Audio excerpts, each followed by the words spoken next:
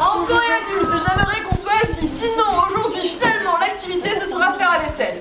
Oh non! Il y a quand même des améliorations qui sont notables et qui permettent de faire plus de choses. Après, il reste des choses qui sont inaccessibles et les enfants en ont conscience, notamment quand nous, on veut faire une sortie au cœur de Paris, on prend un bus, sauf qu'on a des moyens limités, donc c'est pas souvent.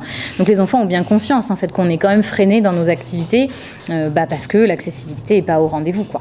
On a pour but de faire autant de sorties que n'importe quel autre centre de loisirs, mais on est clairement freiné par les transports publics, parce que le tram est accessible, mais on ne va pas partout en tram.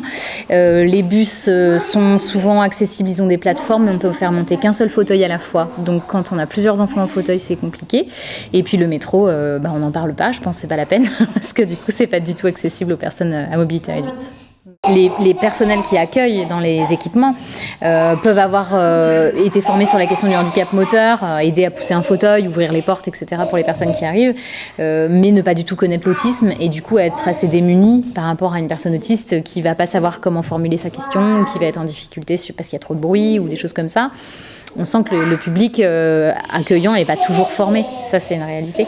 Donc après à nous de nous adapter, mais ça veut dire effectivement que quand on est en situation de handicap et qu'on veut accéder à des lieux publics, des fois il faut être accompagné, alors que on est plus ou moins autonome et qu'on pourrait presque faire tout seul.